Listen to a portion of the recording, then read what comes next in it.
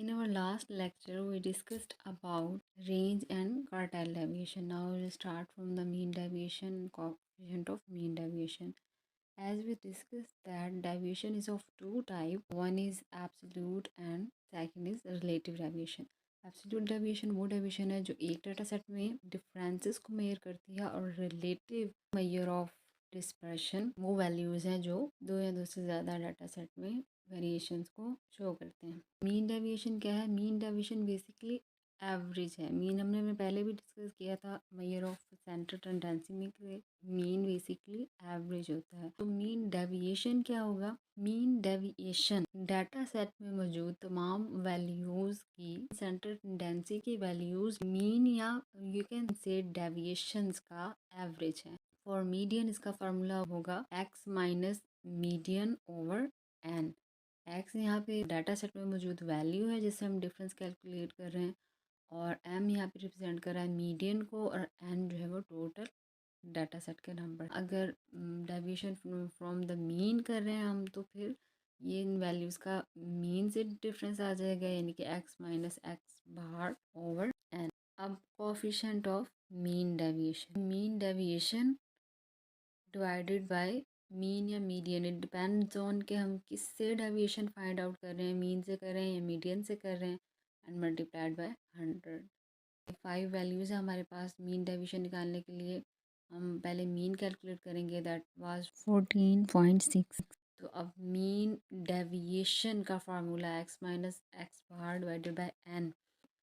जितने भी x हैं x1 x2 x3 इनका मीन से डिफरेंस कैलकुलेट करेंगे। जो फर्स्ट वैल्यू थी उसका मीन से डिफरेंस, सेकंड जो कि 14 है वैल्यू इसका मीन से डिफरेंस ये आ गया, थर्ड भी 14 है अगेन एंड सो ऑन, और divided by total number of value in a data set हो जाएगा।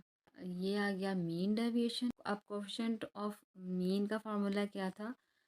Mean deviation over mean. Mean deviation that was 1.52। इसकी वैल्यू पुट ऑन करेंगे, मीन की वैल्यू पुट करेंगे तो हमारे पास ये वैल्यू आ जाएगी। मीन डेविएशन को स्टैटिस्टिकल कैलकुलेशन में यूज़ नहीं किया जाता। फाइनेंस के जनरल एस्टिमेशन के लिए ये डिस्पर्शन यूज़ होती है बेसिकली। उसकी रीज़न क्या है कि मैथमेटिकल रूल को डिनाई करती है ये कैलकुलेशन। फॉर इंस्टेंस ये हमारे पास ये फर्स्ट 3 वैल्यूज़ देखें, इनका जो आंसर आएगा उसके साथ माइनस का साइन लगेगा। तो बेसिक जो मैथ्स का रूल है उसके अकॉर्डिंग अगर हम इसे कैलकुलेट करेंगे तो इनको सब्सट्रैक्ट करने के बाद इनके साइंस के अकॉर्डिंग अगर हम इसको ऐड करते हैं तो इन सब का सम ज़ीरो आएगा।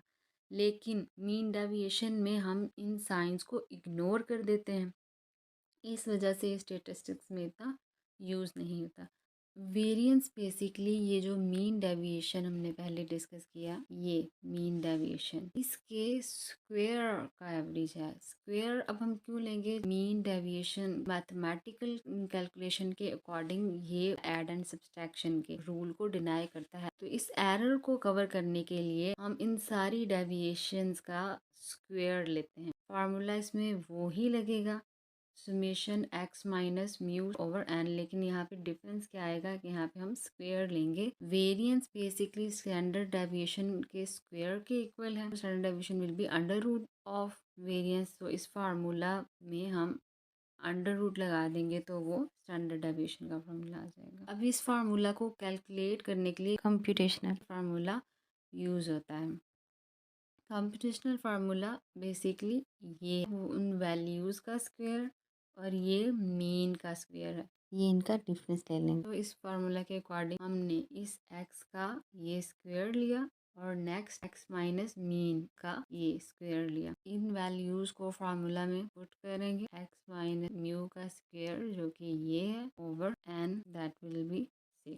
Coefficient of standard deviation and variance relative measure of dispersion है as we discussed before. So coefficient of standard deviation का formula standard deviation over mean, और कोफिशिएंट ऑफ वेरिएंस का formula standard deviation over mean multiplied by. For instance हमारे पास ये 4 values हैं तो इनका हम कोएफिशिएंट ऑफ वेरिएंस कैसे कैलकुलेट करेंगे, पहले हम इनका स्टैंडर्ड डेविएशन कैलकुलेट करेंगे, मीन कैलकुलेट करेंगे, फिर उनकी वैल्यूज़ को फार्मूला में पुट करेंगे तो हमारे पास एक कोएफिशिएंट ऑफ वेरिएंस की वैल्यू आ जाएगी।